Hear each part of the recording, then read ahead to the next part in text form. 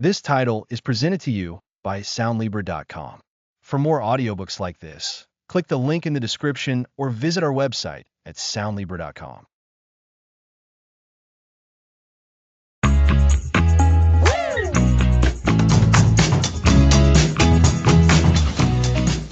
Today, we're exploring the fascinating world of the teen brain. It's going to be an eye-opening journey. Just a quick heads up before we get started. While we're diving into brain development and behavior, we aren't doctors, so please treat this as educational and not medical advice. If you have specific concerns about your child's health or mental well-being, definitely consult a professional. That's a great point, Lisa. So, thinking about that biological perspective, how should we actually view what's happening during these years? Think of the teenage years as a massive renovation project happening inside their heads. The brain isn't fully formed until we're in our mid-20s. So during adolescence, big changes are happening in key areas. A renovation project? I like that analogy. So, what are the main construction zones? The most significant area is the prefrontal cortex. This is the brain's control center, responsible for things like planning, making decisions, impulse control, and understanding consequences. It's like the CEO's office, handling all the high-level strategy. So that's why teenagers sometimes make decisions that seem, well, impulsive or not fully thought through. Exactly. In a fully developed brain, the prefrontal cortex is firmly in charge. But in a teenager's brain, it's still under construction. It's not fully wired yet. This means their ability to weigh risks, think about long-term outcomes, and control sudden urges is still developing. So, it's less about them being defiant and more about their brain literally not being ready to handle those complex decisions in the same way an adult's brain would. Precisely. It's a biological reality. This developing prefrontal cortex also impacts emotional regulation. Teenagers can experience emotions very intensely, and their ability to manage those intense feelings is still being built. What might seem like an over-the-top reaction to us is, for them, a response from a brain that's still learning how to regulate. That makes so much sense. We often expect them to have adult-level emotional control, but biologically, they're still mastering it. And this isn't a bad thing. It's a phase of vital development. The brain is pruning away unused connections and strengthening those that are used frequently. It's a period of incredible learning and adaptation. However, this under-construction prefrontal cortex can lead to more risk-taking behavior, as they're less sensitive to potential dangers and more driven by the immediate rewards. So, when we see them taking risks, it's partly because that part of their brain, the part that says, whoa, slow down, this could be bad, isn't fully online yet. That's right. Another key area is the limbic system, which is responsible for emotions. This system is very active in teenagers. It's like a powerful engine that drives their feelings and motivations. When the limbic system is highly active and the prefrontal cortex isn't quite keeping up, you get those intense emotional swings and a greater focus on peer relationships and social status. So, it's this dynamic between a highly active emotional center and a still developing decision-making center. That's a recipe for some challenging moments. It can be, but understanding this helps us approach our teens with more empathy and less frustration. Instead of thinking, why are they being so difficult? We can think, their brain is under construction and this is a normal part of that process. That's a crucial shift in perspective. It moves us from judgment to understanding. And you mentioned pruning and strengthening connections. What does that actually mean for a teenager's daily life? Well, it means that the experiences they have, the things they learn, and the habits they form during these years are incredibly impactful. This is a time when they are forming their identities, exploring new interests, and solidifying their core values. Every interaction, every challenge, every success, it all helps shape the wiring of their developing brain. So, it reinforces the importance of providing supportive and engaging environments for them. Absolutely. And this understanding of the teen brain is the foundational piece for everything else we'll discuss in this series. Knowing that their decision-making abilities are not yet fully mature helps us tailor our communication. For example, instead of just telling them no, We can try to guide them through the process of weighing options. And it prepares us for the next topic, which is all about really listening to them. Because if their emotions are so intense and their decision making is still developing, they need to feel heard and understood, right? Exactly.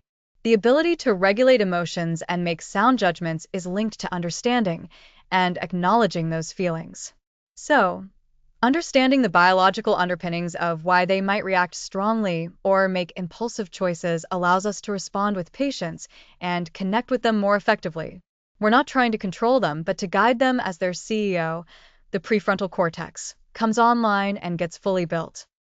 It's about working with their developmental stage, not against it. We've learned that the teenage brain is a work in progress, with the prefrontal cortex, which handles decision-making and impulse control, still developing.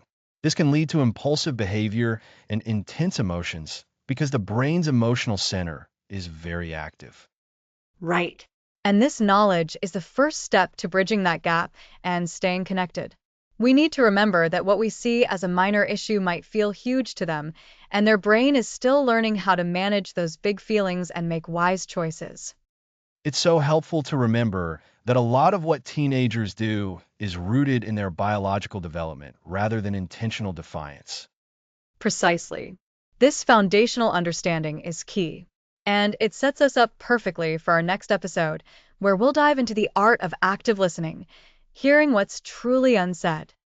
That sounds essential. Thank you for breaking down the teen brain so clearly, Lisa. My pleasure, Alex. Understanding this incredible phase of development is the bedrock of our communication. Next episode, the art of active listening, hearing what's unsaid.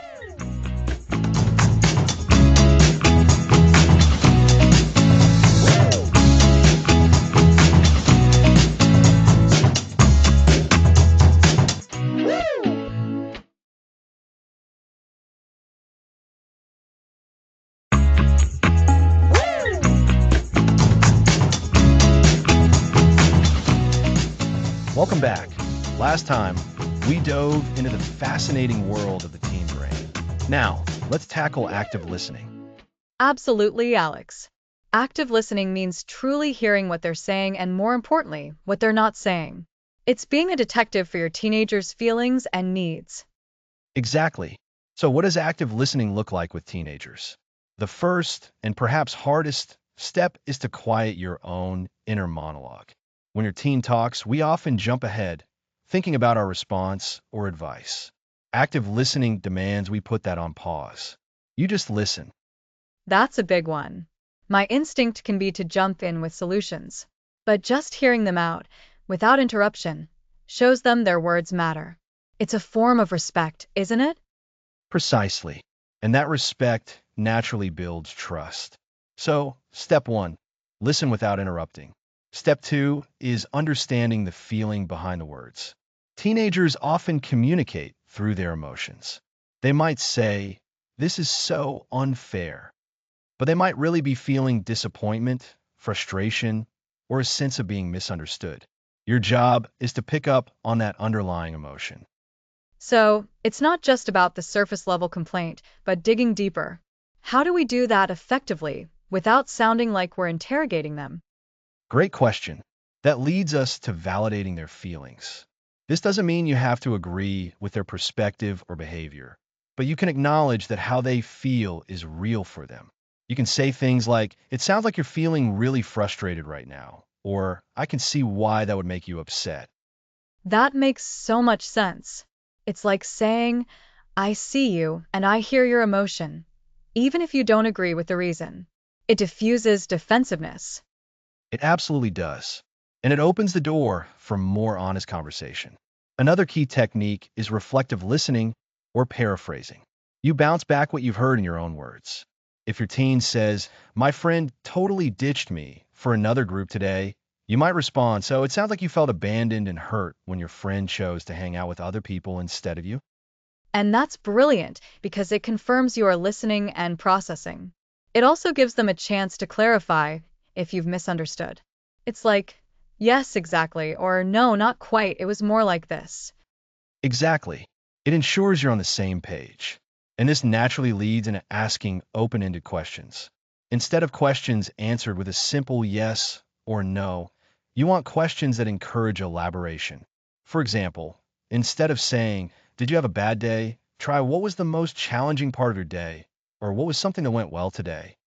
Those are great examples. They invite more than a one-word answer. And when they do start to elaborate, we want to avoid common pitfalls, right? Like switching the subject, lecturing, or minimizing their problem. Definitely. Minimizing is a big one. Saying things like, "Oh, that's not a big deal," or "You'll get over it," can shut down communication instantly. Remember, to them, it is a big deal. We also want to avoid the temptation to immediately offer solutions. Sometimes teenagers just need to vent, to feel heard, before they're ready for advice. And that's a hard habit to break. But keeping in mind that their world, their problems are scaled to them, we can approach it with more empathy. So, to recap the key elements of active listening. First, listen without interruption. Second, focus on understanding the emotion behind the words. Third, validate those feelings, acknowledging their reality for your teen. Fourth, use reflective listening to confirm understanding. And fifth, ask open-ended questions to encourage deeper conversation. That's a perfect summary, Lisa. And remember, this isn't about being perfect. It's about making a consistent effort.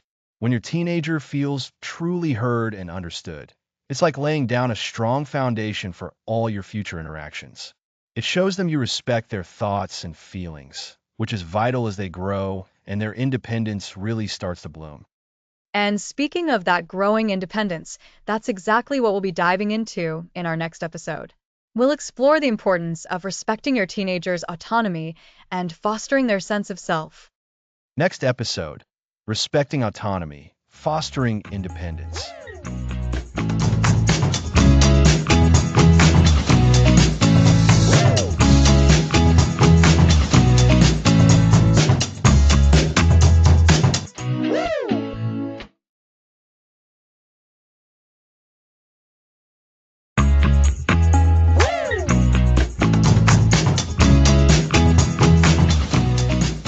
Welcome back. Last time we explored active listening. Now let's talk about respecting teenage autonomy. That's right, Alex. Respecting their autonomy and fostering independence. It sounds like giving them more freedom, but it's really about helping them grow into competent, confident individuals. Exactly. Adolescence is a time of change and identity formation. If we constantly hover or make all their decisions, we stifle their development. They need space to figure out who they are. So, what exactly is autonomy in this context? Is it just letting them choose their clothes? Those are aspects, but autonomy is broader. It's about granting them the space to make their own choices, take responsibility for their actions, and learn from consequences. It's about trusting them with decision-making. And why is this so vital for their development? How does it strengthen our bond? When parents respect autonomy, they send a message of trust. This boosts teens' self-esteem and competence. They feel seen, leading to a stronger relationship. When teens feel trusted with independence, they are more willing to communicate openly and accept guidance.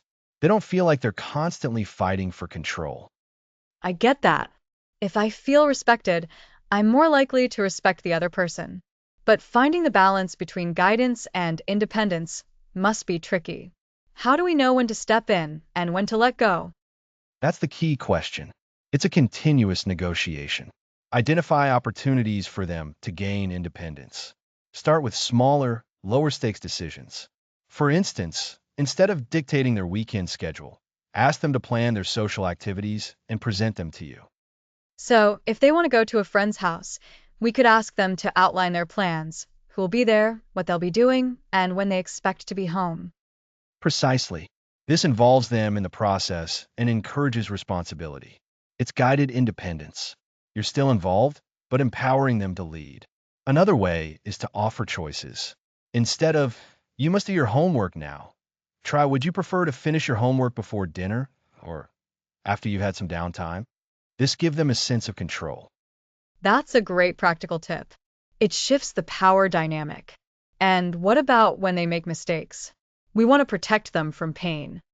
Mistakes are often our greatest teachers.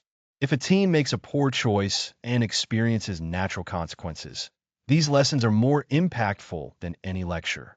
Our role shifts from prevention to support and learning. Help them process what happened, understand why, and brainstorm how they might approach it differently. Be a supportive presence, not a judge. So rather than saying, I told you so, it's more about, okay, that didn't go as planned. What did you learn, and how can we move forward?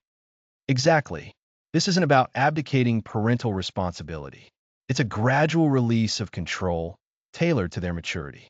Always prioritize safety. But for many aspects of their lives, providing opportunities for independent decision-making is incredibly beneficial. It sounds like a continuous conversation, a dance of guidance and freedom. And it requires a lot of trust on our part. It does. That trust is built over time. By consistently showing them we respect their ability to think for themselves, we foster resilience and self-reliance. Fostering independence isn't about letting go completely.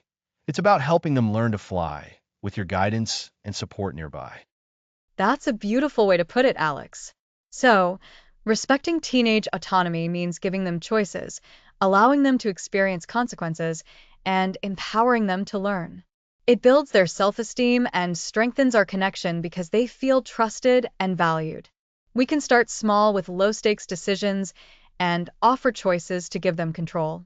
And when mistakes happen, we support their learning rather than focusing on blame. Absolutely.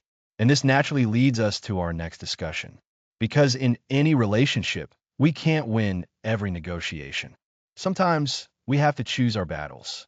So, next time on Communicate with Teenagers, we'll be talking about the art of picking your battles, the smart parent's approach. That sounds like a crucial skill. I'm really looking forward to it. Next episode, Picking Your Battles, the smart parent's approach.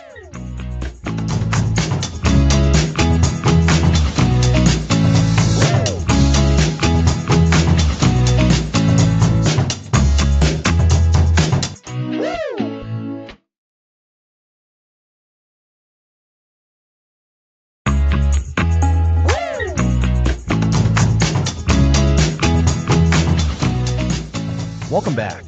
Last time, we explored how respecting your teen's growing autonomy is key to building a strong relationship. Picking your battles. That sounds like a strategic art form, Alex.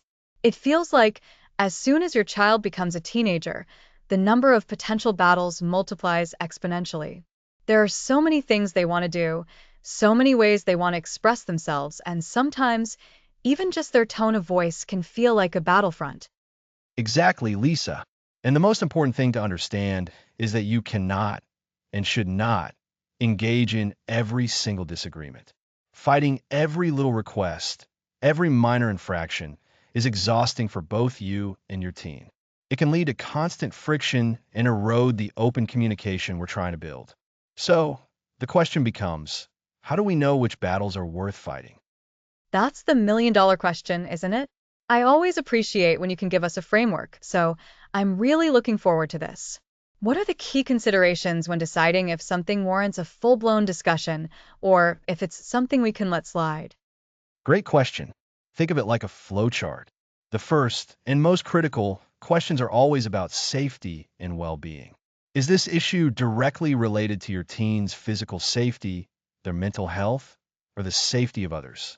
If the answer is yes, that battle is almost always worth fighting. Okay, so anything that poses a real risk is a priority. That makes sense. If your teen wants to go somewhere that's genuinely unsafe or engage in an activity that could be destructive, that's a non-negotiable. Precisely. Now, if safety isn't the primary concern, the next layer to consider is your core values. What are the fundamental principles that are non-negotiable in your family? These might include honesty, respect for elders, responsibility, or kindness. If a teen's behavior directly contradicts these deeply held values, it may be a battle worth engaging. So, It's about distinguishing between a teen's desire for independence or personal expression and something that clashes with the bedrock of what your family stands for. If your teen consistently shows disrespect or a pattern of dishonesty, that's a different category than, say, a disagreement about fashion choices. You've hit on it perfectly. Fashion choices, musical tastes, even some social decisions. These are often areas where teens are exploring their identity. As long as they aren't harmful or directly violating core values, these are often the smaller skirmishes you can afford to let go of. It shows them you trust their judgment and respect their individuality. It's about that balance. We want them to be safe and to uphold our family's values, but we also need to let them grow and make their own decisions, even if those decisions aren't exactly how we would have made them. Absolutely. Another factor to consider is the developmental appropriateness. Are you expecting a 15-year-old to have the same level of maturity or foresight as a 25-year-old? Probably not. Battles over minor forgetfulness or perfectly normal teenage impulsivity that isn't dangerous might be best addressed with patience rather than confrontation. Remember, they're still developing their executive functions, their ability to plan and regulate their behavior. That's a really important reminder. We need to temper our expectations based on where they are developmentally. So, to recap the framework for deciding: first, is it a safety issue? Second, does it violate core family values? And third, is it developmentally appropriate to expect them to understand or behave differently? Exactly. If the answer to the safety and core values questions is no, and the behavior is within the realm of normal adolescent exploration, then it's likely a battle you can choose to forfeit. This doesn't mean you don't care. It means you're prioritizing your energy and your relationship. And what happens when we do choose to pick a battle? Because sometimes, even with these guidelines, a conflict is unavoidable. How do we approach it constructively? When you decide a battle is worth fighting, the key is in the how. First, try to approach it calmly. Take a deep breath. Wait until you're both in a calmer state, rather than reacting in the heat of the moment. Choose your timing wisely, not when they're rushing out the door or when you're exhausted. So, communication is key, even in conflict. It's not about yelling or lecturing, but about having a conversation. Precisely. Start by expressing your concern using I statements.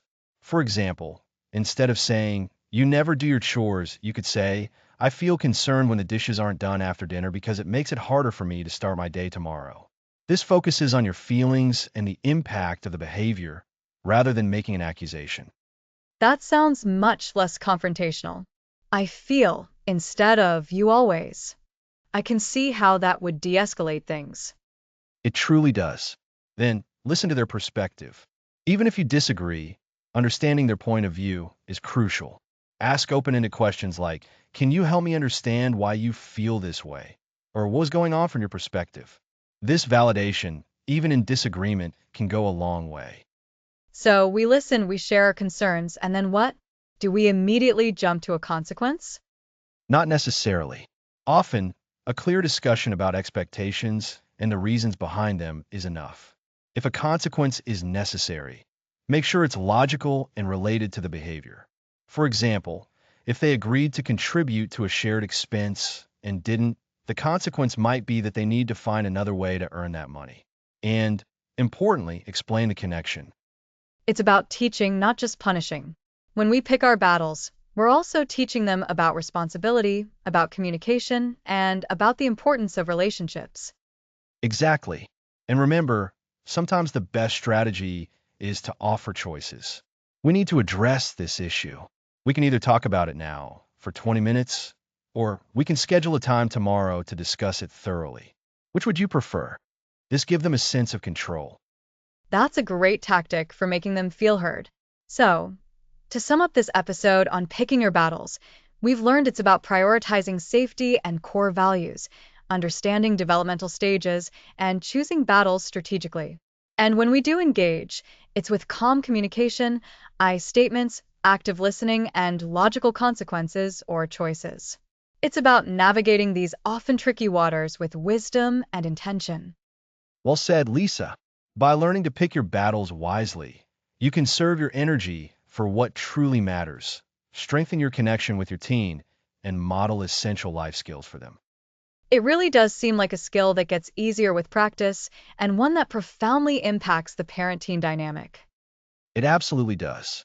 And speaking of navigating modern life, next time we'll be tackling a huge area that, for better or worse, dominates so much of teenage life, navigating the digital world.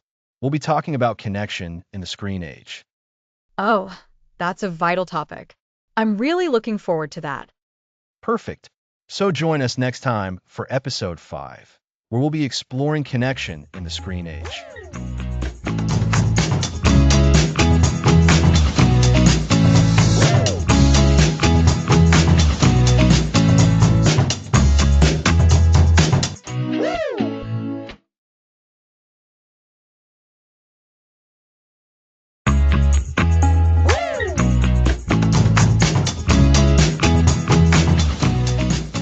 Welcome back to Communicate with Teenagers. Today, we're diving into the digital world. It's true, Alex. For many parents, the digital world feels like a black box when it comes to their teenagers. Social media, gaming, online friends, it can be overwhelming to know where to begin. Exactly, Lisa. Our goal isn't to make parents tech experts, but to equip them to stay connected with their teens within this digital landscape. It's about understanding that for teens, their online lives are just as real and important as their offline lives. So, how do we foster that understanding without sounding like we're interrogating them about their screen time? What's the first step for a parent who feels a bit out of their depth? The first step is genuine curiosity. Instead of starting with judgments or rules, start with questions. Ask about what they enjoy online. For example, what's your favorite thing you saw online today? Or did anything funny happen on your game with friends? That's a great way to frame it. It's not about surveillance, but about showing you care about what they care about. And these online interactions are a huge part of their social lives today. Precisely. And this curiosity naturally leads to conversations about the broader digital world. This includes social media. Many parents worry about what their teens are seeing or doing. The key here is open dialogue, not just setting limits. Encourage them to talk about the pressures they might feel on social media. Like the pressure to present a perfect image or to constantly compare themselves to others. Absolutely. And it's also about discussing digital citizenship, what it means to be a good digital citizen. This involves understanding online etiquette, privacy settings, and the impact of their online words and actions.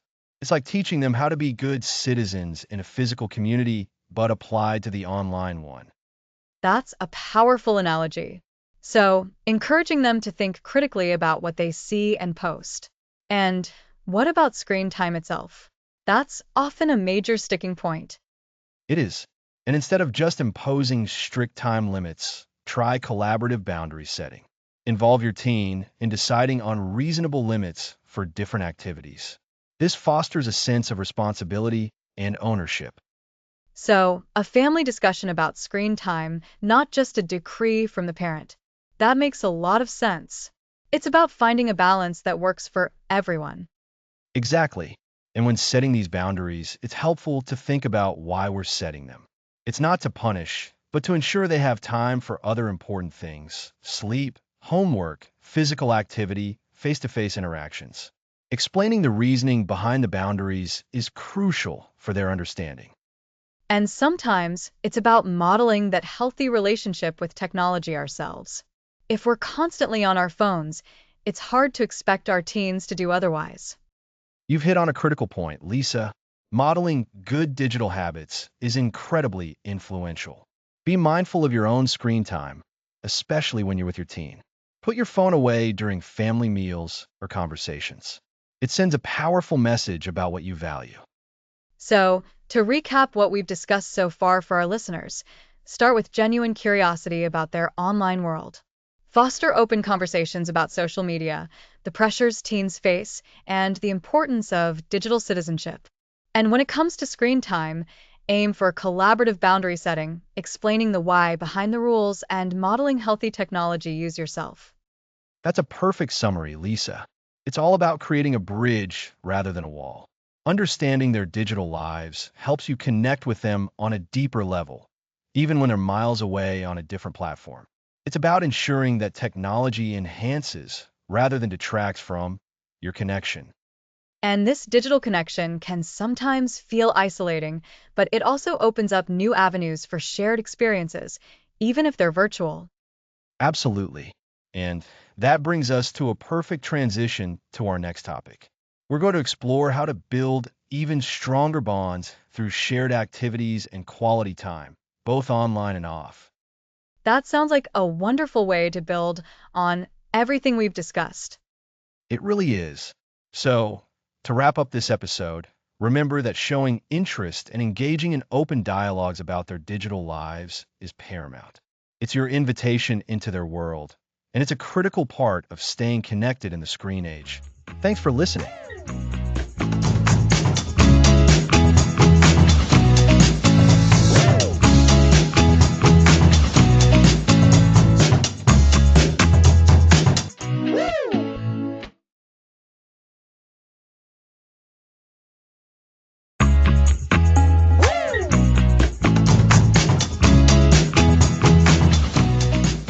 Welcome back. Last time we explored navigating the digital world. Now let's tackle building stronger bonds. Alex, I love this topic. It feels like the cornerstone of so many great parent-teen relationships. But with busy schedules and differing interests, how do we actually make quality time happen? It can feel like a struggle. You hit the nail on the head, Lisa. It's not just about being in the same room. It's about genuine connection. Think of it like a garden. You can't just scatter seeds and expect a flourishing plant. You need to provide the right soil, water, sunlight, and a bit of tending. Shared activities are like the watering and sunlight for your relationship with your teen. That's a great analogy. So, we're not just talking about forced outings. It's about finding authentic ways to connect. What are some of the first steps parents can take? Start with observation and conversation.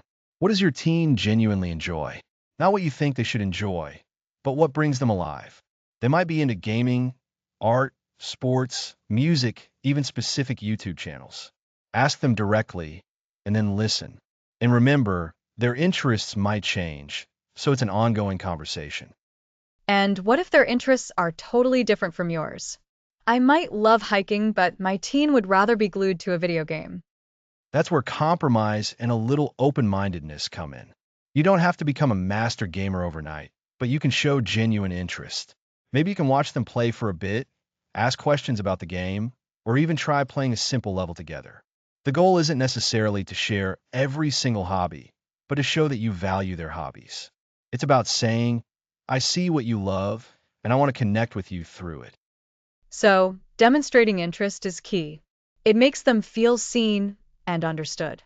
What kinds of activities can bridge those gaps? There are so many. Don't underestimate the power of simple things. Eating meals together without distractions is huge. It's a built-in time for conversation. Beyond that, consider movie nights where you take turns picking the film, cooking, or baking something together. Even something as simple as making cookies or pizza. That's a great way to teach a skill and have fun. I remember when my nephew was a teen, his dad started a tradition of making elaborate pancakes every Saturday morning.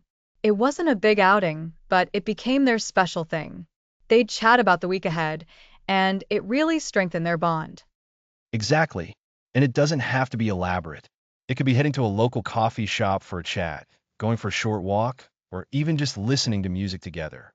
For teens who are more introverted, these quieter, more focused interactions can be incredibly meaningful. What about more active things for parents and teens who have shared interests? If you both enjoy sports, go to a game, play catch, or even try a new sport together.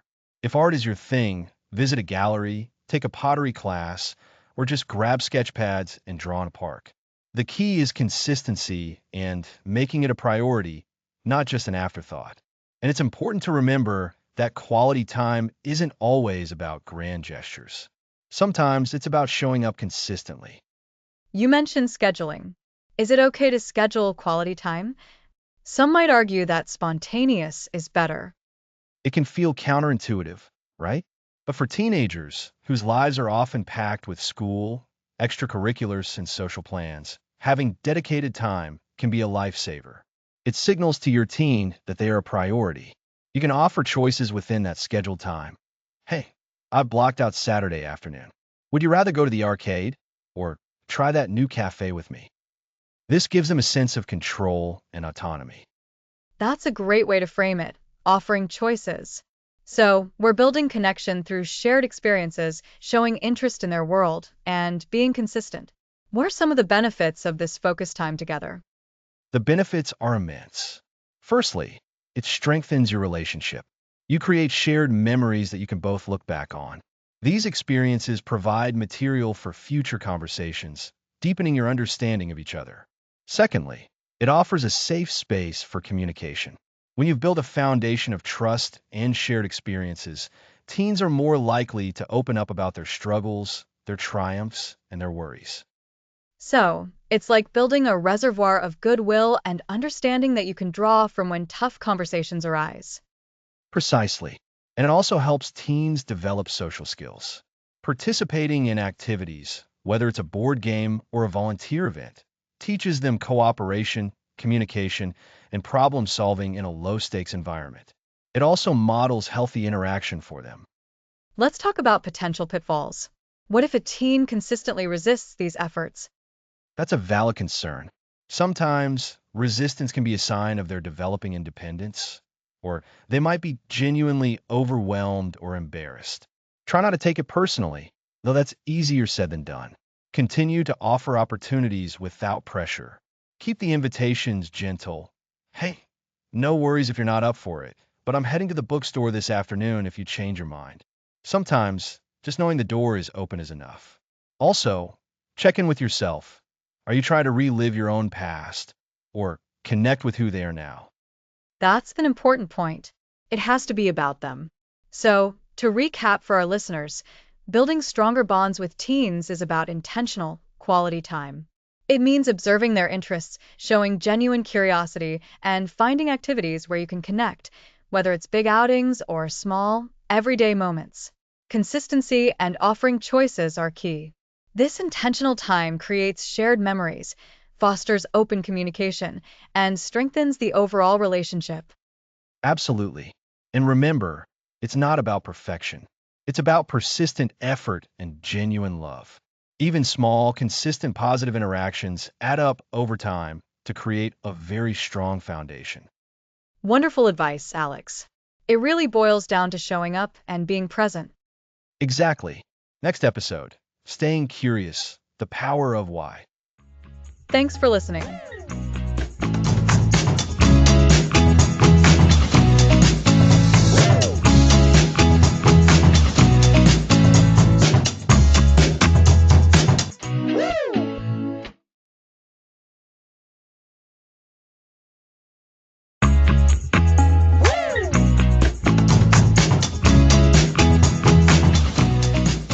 Welcome back. Last time we covered building stronger bonds. Now, let's tackle staying curious. Staying curious, Alex. It sounds simple, but it's a challenge when our teens are being teens. It's easy to fall into assumptions, but adopting a curious mindset by asking why can be incredibly powerful. It shifts us from needing to fix to wanting to understand. Think of it like finding the key to unlock a closed door. So when our teen puzzles or concerns us, pausing to ask, why are they doing this? Or what might be going on? Already changes the dynamic. Precisely. This isn't about condoning behavior, but seeking the root cause. A teen's actions are often a symptom of something deeper, a struggle, a fear, an unmet need. Curiosity opens the door for them to share, rather than shutting them down. This likely leads to deeper conversations than a simple, what's wrong, followed by nothing. Absolutely. Asking, why are you feeling so down today? With curiosity is very different from, why are you moping around? The first invites exploration. The second sounds accusatory. Curiosity creates a safe space for vulnerability. It says, I want to understand your world. This helps us avoid assumptions. We might see withdrawal and think it's moodiness, when they could be overwhelmed with school, dealing with a friendship issue, or feeling insecure. Assumptions are relationship killers. Curiosity is a powerful antidote. Wondering why a teen enjoys certain music or struggles with a subject respects their individual journey. It acknowledges their experience might differ from ours. So, how do we cultivate this curiosity if it doesn't come naturally? It's a practice. One key is active observation. Notice subtle cues, tone, body language, what they discuss with friends.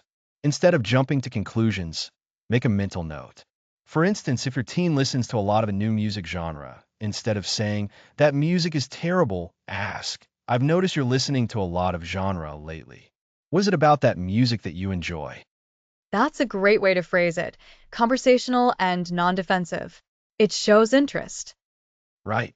Another technique is asking open-ended questions. What was the most interesting part of your day? Or what was something unexpected? These encourage detailed responses, like handing them a map to their story. And what if they still give short answers like fine? Patience and consistent gentle inquiry are key. If they say fine, you can circle back.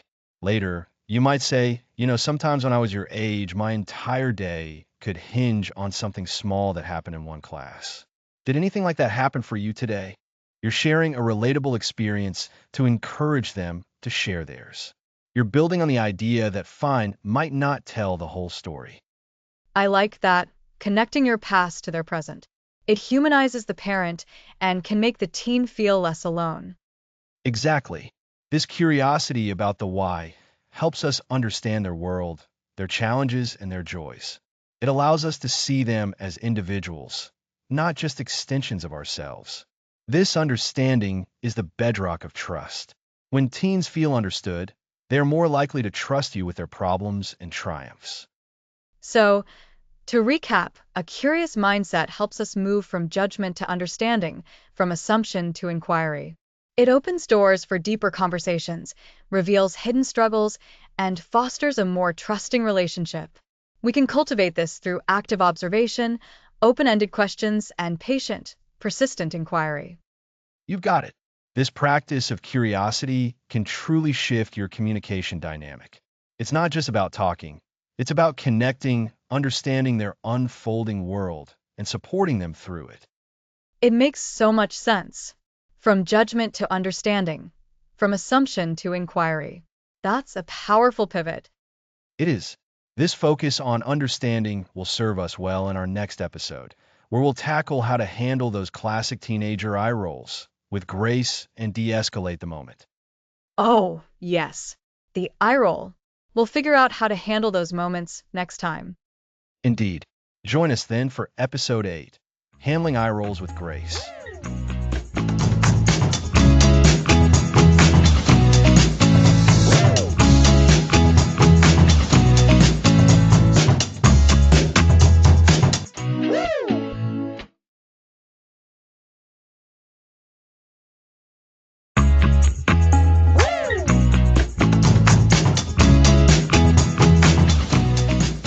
Welcome back.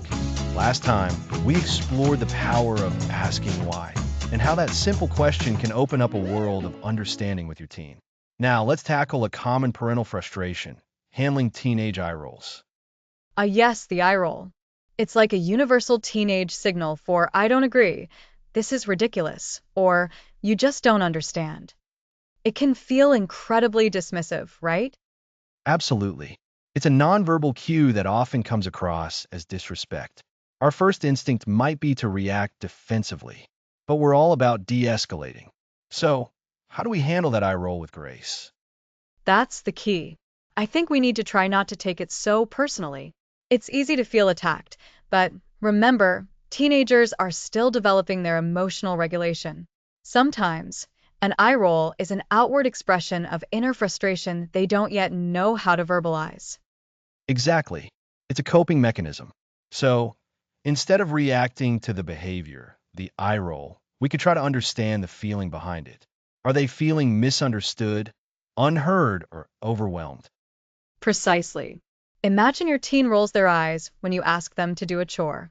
Instead of saying, "Don't you roll your eyes at me," you could try, I see you're not thrilled about this chore. What's going on? This acknowledges their cue without confrontation. That's a fantastic way to reframe it. You're acknowledging their reaction without making a battle. Instead of a power struggle, you're attempting connection. Another strategy is to pause before responding. That immediate emotional reaction from us can often fuel the fire. A deep breath is often all it takes. Taking a moment allows you to choose your response. If you meet anger with anger, it escalates. If you can remain calm, you create space for a more constructive conversation. And often, when a parent stays calm, the teen's own intensity might decrease. Sometimes the eye roll is a quick, almost thoughtless reaction. If met with a calm question, it might just dissipate. We want to teach, not shame. So, to recap this first strategy, instead of reacting to the eye roll itself, try to observe and acknowledge the potential underlying feeling. Make a statement that invites them to share more, like, "You seem frustrated," or "Is there something about this that's bothering you?" Precisely.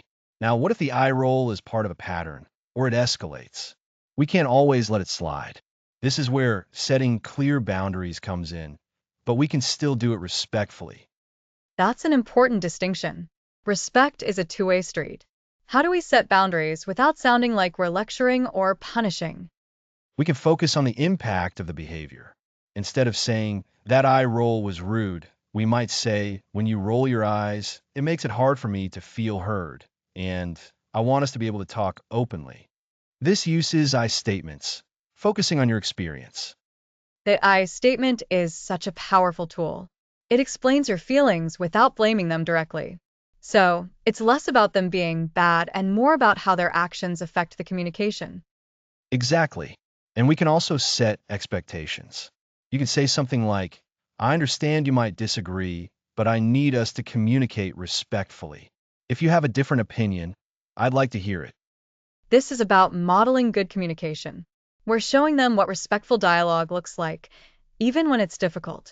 It's a consistent effort, aiming for progress over time. And sometimes humor can be a bridge. This requires a good read of your teen's personality. If your teen rolls their eyes at a silly comment you made, a lighthearted, exaggerated sigh from you, or a playful, wow, that was a serious eye roll. What did I say? Can sometimes break the tension. Oh, I can see that working with some teens. It shows them you can take a playful jab, and it might even get a small smile or a mumbled apology. It's really about choosing your moment and knowing your child. It is. So, we've discussed not taking it personally, trying to understand the underlying feeling, pausing before reacting, using I statements, setting respectful communication expectations, and even using humor strategically. These are all ways to handle those eye rolls with grace. Remember, the goal isn't to eliminate eye rolls entirely. That might be an unrealistic expectation, but to prevent them from derailing communication and to model a more effective way of handling frustration. That's a great way to put it, Alex. We're teaching them valuable life skills by how we respond. Instead of a power struggle, we're creating an opportunity for learning. So, to summarize, first, try to look past the eye roll to the feeling behind it. Second, pause and choose your response. Third, use I statements to explain the impact. And fourth, remember that setting boundaries can always be done respectfully. And that leads us perfectly into what's next. We've talked about navigating difficult moments. Next episode, we'll delve into constructive conflict resolution. We'll explore how to turn those inevitable arguments into opportunities for growth and deeper understanding. That sounds fascinating. Turning conflict into an opportunity. I'm looking forward to that. Me too. Thanks for listening.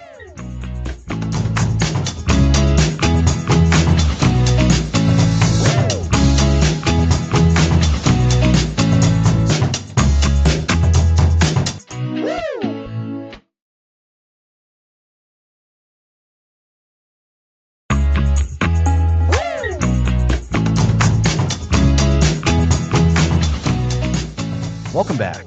Last time we covered handling eye rolls. Now let's tackle constructive conflict resolution. I'm so glad we're covering this, Alex. It's easy for disagreements to spiral. You start talking about a messy room, and suddenly you're debating life choices. It's a challenge to keep things productive. Exactly, Lisa. And that's the key word, productive. Constructive conflict resolution is about navigating disagreements in a way that actually strengthens your relationship. It's about solving problems together, not winning battles. So, where do we begin?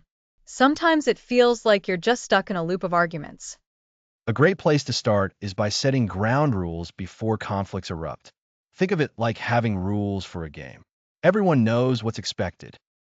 Okay, what kind of ground rules? First, agree to listen. And I mean really listen. It's about trying to understand the other person's point of view. Another rule could be to avoid personal attacks. Instead of saying, "You're so lazy," try focusing on behavior. "I feel concerned when the dishes aren't done after dinner." That's a fantastic point. It shifts the focus from attacking someone's character to addressing the actual problem. It's about the issue, not the individual. Precisely. And a third rule could be to agree on a timeout if things get too heated. If either person feels overwhelmed, they could say, "I need a break," and you both step away to cool down. Then you come back to the conversation later, once you're both calm. This prevents things from escalating. I can see how that would be incredibly useful. A mandated pause button. Exactly. Now, once you're in the midst of a disagreement, it's crucial to focus on the issue at hand. Teenagers especially can feel attacked and may withdraw or become defensive. Your goal is to keep the conversation centered on the specific problem you're trying to solve. This is where it can get tricky, though. Sometimes, the teen might bring up something you did wrong or a past issue. How do we keep that focused? That's a very real challenge. If the teen brings up a past issue, you can acknowledge it and suggest discussing it later. You could say something like, "I hear you bringing up what happened last week. That's important, and I want to talk about it. But right now, let's focus on the immediate situation with the chores." So, you're validating that the past issue is important, but you're also redirecting back to the present concern. You're not dismissing their feelings, just managing the flow. Yes, and that leads beautifully into another key strategy, finding common ground. Even in the most heated arguments, there are usually areas where you both agree. Maybe you both want the household to run smoothly, or you both want the teen to be happy and healthy, That's a great way to reframe it. Instead of seeing it as me versus them, it becomes us versus the problem. right? For example, if you're disagreeing about screen time, you might both agree that sleep is important or that homework needs to get done. You can then work from those shared values to find a compromise on screen time. So, it's about looking for those shared objectives. Definitely. And remember, as parents, we are the role models. Our teens are watching how we handle disagreements. Modeling constructive conflict resolution is one of the most powerful lessons we can teach. That's a profound responsibility. So, if a teen is expressing their perspective, what's the best way for us to respond to encourage that respectful expression? Encourage them to be specific about their feelings and needs. Help them articulate what bothers them and what they would prefer. You can prompt them, "What specifically about this situation is frustrating for you?" Or, "What would make this situation feel fair to you?" And when they tell us, what's the most important thing we can do? This is something we'll explore in more depth next time, but it's so vital for conflict resolution that we have to touch on it, validating their feelings. Even if you don't agree with their perspective, acknowledging that their feelings are real and valid can de-escalate the situation dramatically. You can say, "I can see why you'd feel upset about that," or "It makes sense that you're frustrated." That's the empathy advantage we'll be discussing soon. It sounds like the core of constructive conflict is about maintaining that underlying respect and connection, even when you disagree. Precisely. It's about learning to fight fair. Fighting fair means you approach the conflict as a team trying to solve a problem. You acknowledge each other's perspectives, you address the issue without attacking the person, and you aim for a solution that works for both of you. So, to recap for our listeners, constructive conflict resolution is about turning arguments into opportunities. Key strategies include setting ground rules for respectful communication, focusing on the issue rather than the person, finding common ground, encouraging your teen to express their needs clearly, and importantly, modeling this behavior yourself. We also got a sneak peek into validation, which is our next big topic. That's a perfect summary, Lisa. It's a skill that takes practice for both parents and teens. The more you practice these techniques, the easier it becomes to navigate those inevitable bumps in the road, and the stronger your connection will be as a result. It really shifts the dynamic from anticipating conflict with dread to seeing it as a chance to grow together. Exactly. And that's what we all want, isn't it? To grow closer to our teenagers. It sure is. Well, that brings us to the end of this episode. Next episode, Validating Feelings, the Empathy Advantage.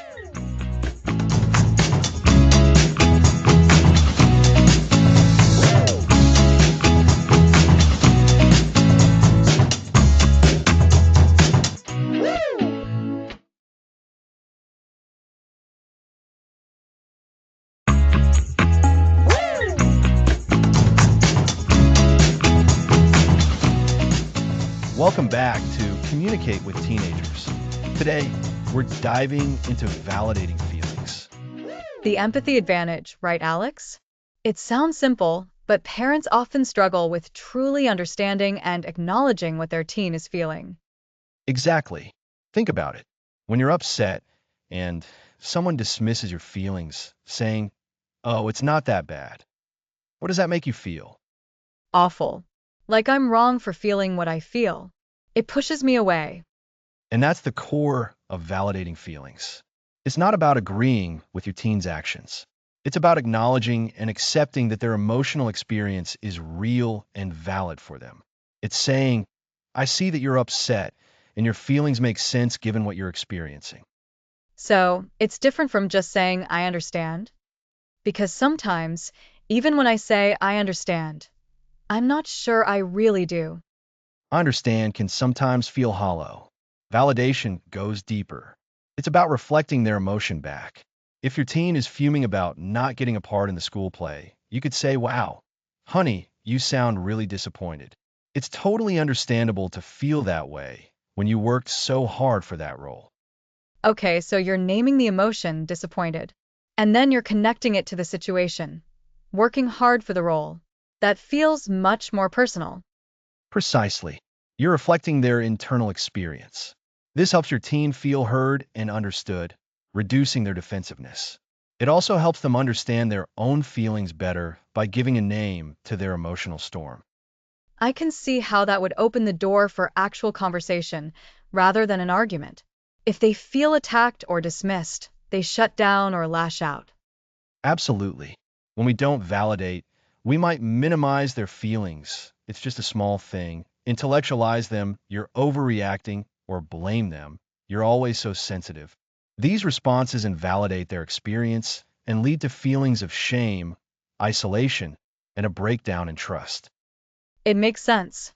If my feelings are always being told they're wrong or too much, I'd stop sharing them, or I'd start believing there's something wrong with me.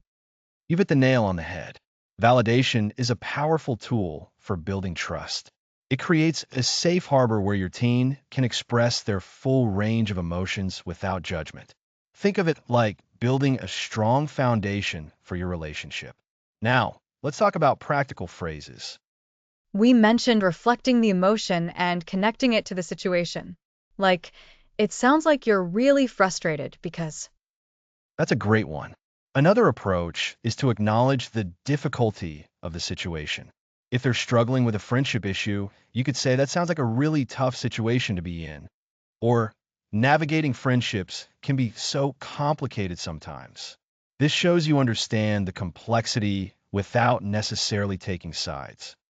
So, instead of jumping to solutions, we're just sitting with them in their feeling for a moment. Exactly. It's about presence over pronouncements. You can also validate the underlying need that the emotion signals.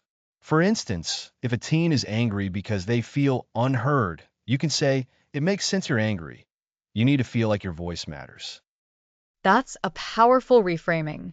You're validating the emotion and the need behind it. What if we genuinely don't understand why they feel that way? Is it okay to ask clarifying questions? Absolutely. Validation doesn't mean you have to have all the answers. You can preface your question with validation. For example, I can see you're really upset about this. Can you help me understand more about what's happening from your perspective? This shows you're willing to listen and learn. So, the key is to start with an acknowledgement of their feeling before diving into the details or offering advice. It's like, I feel you before I try to fix you or advise you. That's a perfect summary, Lisa. I feel you before I try to fix you or advise you. This shift can dramatically change the tone of your interactions. Remember, your goal isn't to erase their negative feelings, but to help them navigate them. By validating their emotions, you're teaching them healthy emotional processing and building a stronger, more trusting relationship. This is a cornerstone for maintaining connection. And it's not just for big issues, right? Even small things like a disappointing grade or a friend not texting back can feel significant to a teen. Validating those smaller feelings reinforces that you're a safe person to talk to about anything. Absolutely. Consistency is key. So, to recap, validating feelings means acknowledging and accepting your teen's emotional experience as real for them. It's not about agreeing with their actions, but about showing empathy and understanding. We use phrases that reflect their emotion, acknowledge the situation's difficulty, and validate the underlying need. The goal is to create a safe space for expression, reduce defensiveness, and build trust. It really is the empathy advantage. It fosters understanding and opens the door for connection, even when things are tough. And speaking of opening doors and building a solid foundation, that brings us perfectly to our next episode. We'll be exploring how to build and maintain that bedrock of trust, the bedrock of all healthy relationships. Excellent. So, next time, we're talking all about building and maintaining trust, a crucial topic. Indeed. Join us then.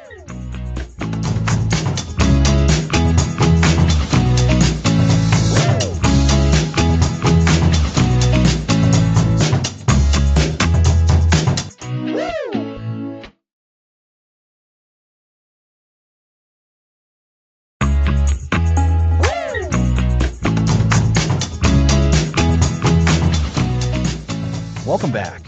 Last time, we explored the power of validating feelings. Today, we're building and maintaining trust. Trust.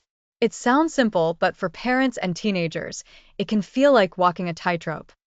Exactly. When we talk about trust with teenagers, it's a two-way street, built through consistent actions. How do we actively build that trust? Reliability is huge. If you say you'll do something, follow through. This applies to picking up from practice on time or committing to a special outing. When parents are dependable, teens learn they can count on us. That consistency is a core building block. That's so true. It's demonstrating your word is solid. And conversely, honesty matters. If you make a mistake, owning it and apologizing can strengthen trust. It shows your teen you're human, fallible, and willing to take responsibility. That accountability fosters respect. I can see that. It's powerful when parents own their mistakes. What about respecting their boundaries and privacy? Teenagers crave independence and personal space. Absolutely. This is a delicate balance. As they get older, give them more privacy. Knock before entering their room. Expressing trust by giving them that space is key. However, if safety is a concern, parental responsibility overrides privacy, and that communication needs care. So it's about assessing the situation and being transparent about your actions. Not snooping, but ensuring safety when there's a genuine concern. Precisely. And how do we cultivate trust in our teenagers? It starts with giving them opportunities to be trustworthy. This means age-appropriate responsibilities and letting them make their own decisions, even if they sometimes mess up. Right. It's a leap of faith. When you let your teen borrow the car, you're entrusting them with a lot. If they handle that responsibility well, it builds their confidence and their understanding of being trusted. And when trust is broken, because it will happen, how do we approach rebuilding it? This is often the hardest part. It requires patience and transparency. If a teen has been dishonest, The conversation needs to be about understanding why they lied and what can be done to rebuild honesty. It's not just about punishment then. It's about repairing the relationship. This involves listening, acknowledging their misstep without judgment, and collaboratively figuring out how to earn trust back. It might mean a period of increased oversight, but the goal is mutual trust. Exactly. Think of trust like a garden. You plant seeds, water them, and tend to them. If a frost damages a plant, you don't give up. You nurture it back or replant. Rebuilding trust is that same patient, dedicated work. That's a great analogy, Alex. So, building trust involves being reliable, honest, owning mistakes, and respecting privacy. Cultivating trust in teens means giving opportunities, offering responsibilities, and allowing independence. Rebuilding requires patience, honesty, and transparency. You've summarized it beautifully, Lisa. These elements of trust, combined with active listening and validation, are the foundations for a strong, lasting parent-teen bond. They create an environment where genuine connection can flourish. It really makes sense how all these pieces fit together. Over the last 10 episodes, we've explored crucial communication skills, and trust is the glue holding it all together. It truly is. Next episode, the parent-teen bond, a lifetime of connection.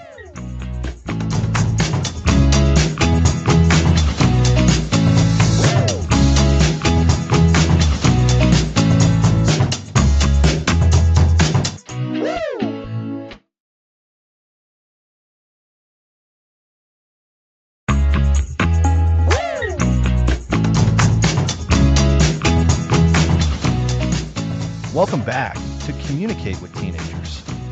Welcome back. Last time we covered building and maintaining trust. Now, let's tie together everything we've discussed about the parent-teen bond. This is episode 12, and it's our final episode in this series. Lisa, can you believe we've reached the end? It feels like just yesterday we were diving into the basics of the teen brain. I know, Alex. It's been such an incredible journey. Over the past 11 episodes, we've covered so much ground, and I think we've really built a solid foundation for parents wanting to connect with their teenagers. Absolutely. We started by understanding the fascinating landscape of the teen brain, that period of rapid development, the heightened emotions, and the drive for independence. Remember how we talked about the prefrontal cortex still being under construction? That's key to so much of their behavior. Right. And from there, we moved into the practical skills. Active listening was a big one. Truly hearing what our teens are saying, and even what they aren't saying, by paying attention to their tone and body language. It's about creating that safe space where they feel heard. Definitely. And hand in hand with active listening is respecting their autonomy. Teenagers are naturally pulling away, asserting their individuality. We discussed how encouraging their independence, even when it's a little scary for us as parents, is vital for their growth. That led us right into picking our battles. It's not about winning every disagreement, but choosing the ones that truly matter for their safety and values, and letting the smaller things slide. That really takes the pressure off both parents and teens. And speaking of pressure, we delved into navigating the digital world. It's such a huge part of their lives, and understanding the social dynamics, online safety, and finding a balance with screen time is crucial for modern parenting. It's about connection, but also about responsible use. Then we shifted focus to building stronger bonds through shared activities and quality time. It's not always about grand gestures, but those small, consistent moments of connection, whether it's a shared meal, a walk, or a game. Creating positive memories together. And we encourage parents to stay curious, asking why, not in an accusatory way, but with genuine interest. Understanding their world, their passions, and their perspectives fosters a deeper connection, and it shows them you value their thoughts. Oh, and the eye rolls. We addressed how to handle those moments of teenage frustration with grace, learning to de-escalate rather than escalate. It's about recognizing it's often communication, not personal disrespect. That segued perfectly into constructive conflict resolution, turning those inevitable arguments into opportunities for learning and problem solving. rather than just emotional standoffs. Finding solutions together strengthens the relationship. And a cornerstone of all of this was validating their feelings. That's the empathy advantage we talked about. Letting them know that their emotions are seen and understood, even if we don't agree with their actions. It's a powerful tool for emotional regulation and connection. Absolutely, Lisa. And underpinning everything we discussed is the bedrock of connection, building and maintaining trust. This is the ongoing work, the consistency, the integrity in our actions that shows our teens they can rely on us. Trust, once earned, is incredibly precious. So, as we wrap up this series, it's clear that the parent-teen bond is not a destination, but a continuous journey. It's about nurturing that connection through understanding, communication, and consistent effort. It's a relationship that, when invested in, offers profound rewards not just for our teens, but for us as parents too. It truly is. The skills we've discussed, active listening, respecting autonomy, picking battles, navigating the digital world, shared experiences, curiosity, handling conflict, validating feelings, and building trust. These aren't just tools for adolescence. They're the building blocks for a strong, lifelong relationship. This is about creating a connection that can weather the storms of teenage years and blossom into a lasting companionship. Think of it like cultivating a garden. You start with good soil, understanding the teen brain. Then you plant the seeds of communication, listening and speaking with intention. You water it daily with quality time and shared experiences. You weed out conflicts constructively and nourish it with trust and empathy. And even though there might be unexpected growth spurts or occasional wilting periods, with consistent care, that garden will flourish for years to come. That's a beautiful analogy, Lisa. And remember, this journey isn't about perfection. It's about progress, about showing up, and about a genuine desire to connect. The effort you put in now will lay the groundwork for a healthy, open, and loving relationship long after they leave your home. It's about becoming a safe harbor, a trusted confidant, and a supportive presence throughout their lives. The impact of a strong parent-teen bond resonates far beyond the teenage years, shaping their confidence, their emotional well-being, and their future relationships. So, as this series concludes, our encouragement to you is to keep practicing these skills, to be patient with yourselves and your teens, and to celebrate the unique connection you share. This relationship is dynamic and ever evolving, and that's what makes it so special and rewarding. Thank you for joining us on this exploration of communicating with teenagers. We hope you found these discussions valuable and can apply them to build even stronger connections with the teens in your life. Thanks for listening.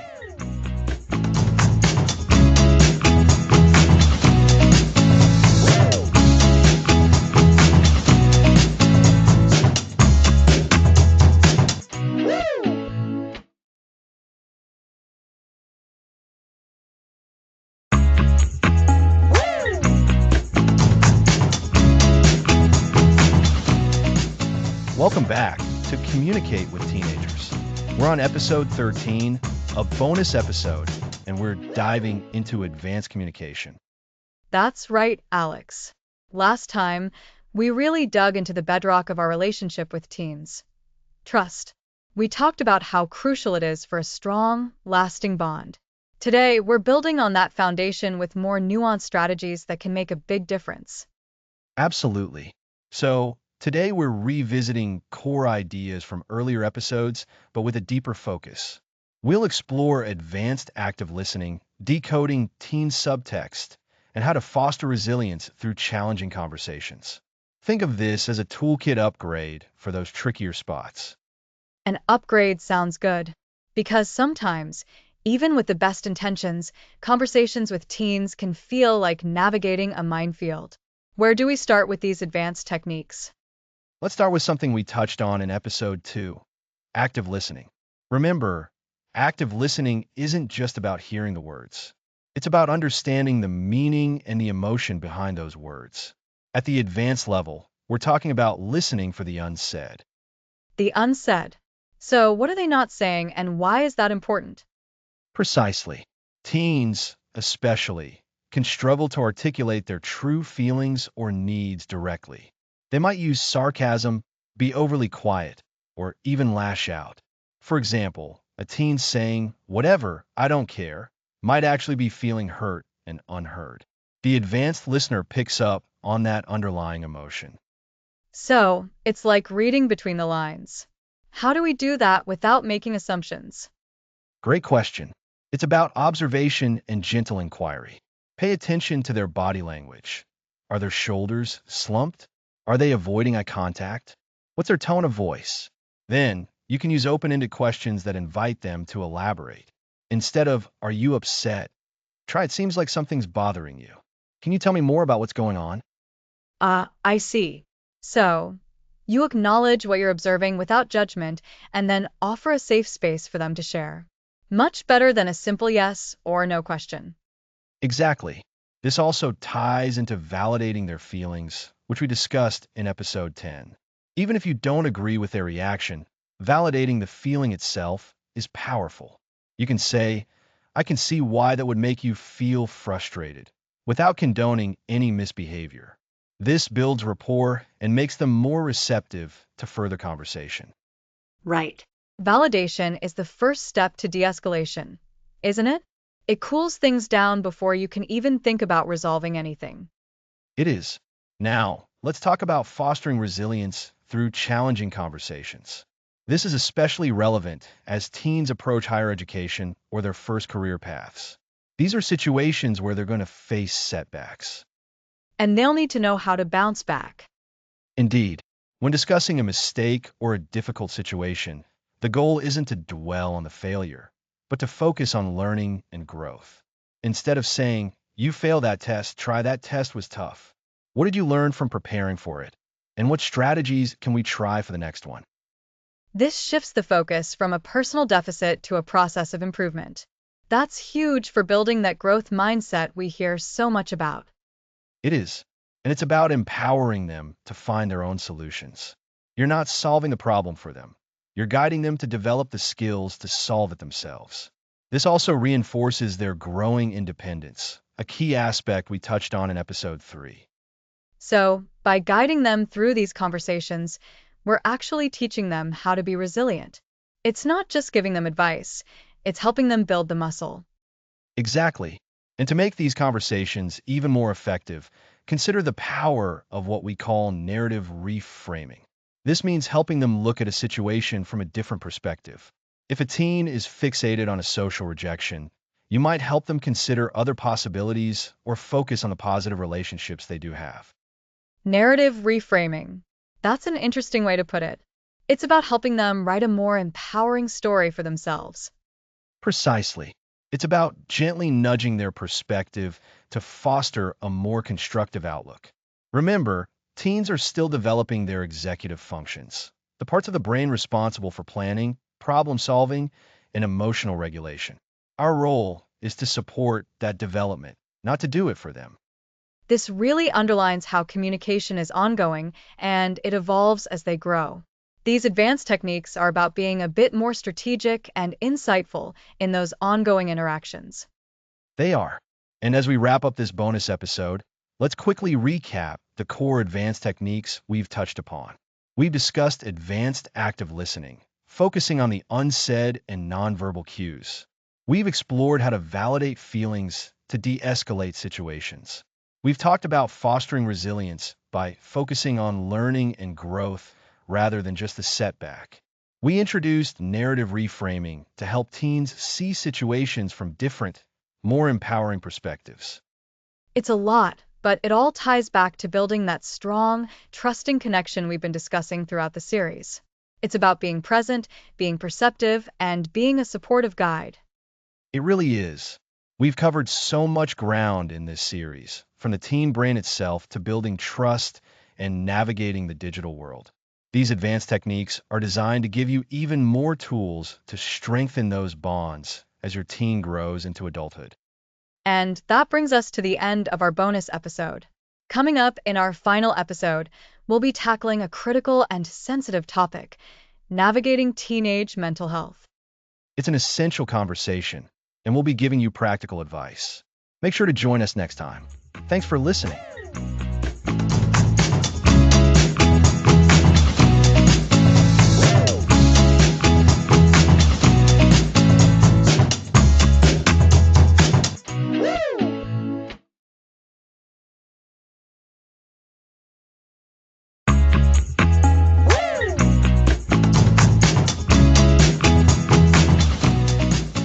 Welcome to Communicate with Teenagers. This is episode 14. Today, we're focusing on supporting teens who might be struggling with their mental health. Adolescence brings big changes. Teens experience a wide range of emotions, which is normal. However, sometimes those emotions can become overwhelming, and signs of mental health challenges may appear. So, what specific signs should parents look out for? We're looking for significant, persistent changes from their usual selves. This includes prolonged sadness or irritability, losing interest in activities they once enjoyed, and major changes in appetite or sleep patterns. They might eat much more or less, or sleep excessively or not enough. And what about their behavior? Behaviorally, you might see them withdrawing socially, isolating themselves from friends and family. They might also struggle with concentrating or making decisions, leading to a drop in school performance. Increased anxiety, panic attacks, or feelings of hopelessness and worthlessness are also indicators. Any mention of death or self-harm demands immediate attention. That sounds like a lot to notice. How can parents start these conversations? Create a safe space for your teen to talk. Approach them with curiosity and empathy, not judgment. Instead of asking, "What's wrong with you?" try saying, "I've noticed you seem a bit down lately, and I'm wondering how you're feeling." Using I statements helps express your concern without blame. So, it's about sharing your observations and your care for them. Exactly. And then truly listen without interrupting. Reflect back what you hear to make sure you understand. You could say, "So, it sounds like you're feeling really overwhelmed with school right now." This shows you're engaged and validating their feelings. The goal isn't to solve everything at once, but to open the door for ongoing communication. And if they do open up about something difficult, what's the next step? If your teen expresses challenging emotions, or if you continue to see concerning signs, it's vital to seek professional support. Don't hesitate to contact your family doctor, a school counselor, or a mental health professional. They can offer a proper assessment and guidance.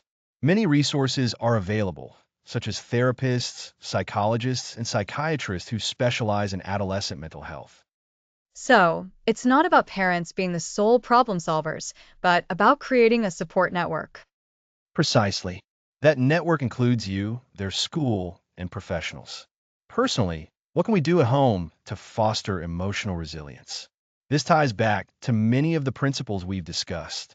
Prioritizing quality time, as we covered, can make a significant difference. Engaging in shared activities, even simple ones, builds connection and offers opportunities for conversation. And respecting their autonomy from episode 3 also plays a role. Allowing them some control and age-appropriate decision-making can boost their self-esteem and sense of competence. Absolutely. And practicing active listening is paramount. When they feel truly heard and understood, they are more likely to confide in you. Modeling healthy coping mechanisms yourself is also incredibly powerful. Show them how you manage stress, express emotions constructively, and seek support when you need it. It's about creating a safe harbor where they know they can come to us. This series has really reinforced the idea that connection and communication are lifelong skills that evolve as our children grow. They do. From understanding the teen brain to building strong bonds through shared activities, navigating digital worlds, resolving conflict, and validating feelings. Each episode has offered tools to strengthen the parent-teen relationship. We've emphasized respecting their growing independence while maintaining a connection rooted in trust. And throughout it all, the core message has been about empathy and understanding, recognizing that behind every challenge, there's a young person navigating a complex world. Indeed, we've explored how to pick your battles wisely, de-escalate tense moments, and turn arguments into opportunities for growth. The parent-teen bond is a dynamic and rewarding relationship that can last a lifetime if nurtured. This final bonus episode on mental health really ties so much of it together. It demonstrates how communication strategies and efforts to connect ultimately support their overall well-being. It truly is. So, to wrap up this entire series, remember that consistent, open, and empathetic communication is your most powerful tool. Be patient with yourself and your teen. Celebrate the small victories and never underestimate the impact of simply being there, truly present and ready to listen. Thank you for joining us on this journey through Communicate with Teenagers. We hope these episodes have provided valuable insights and practical strategies for fostering stronger, more connected relationships with the teenagers in your lives. Thanks for listening to the series.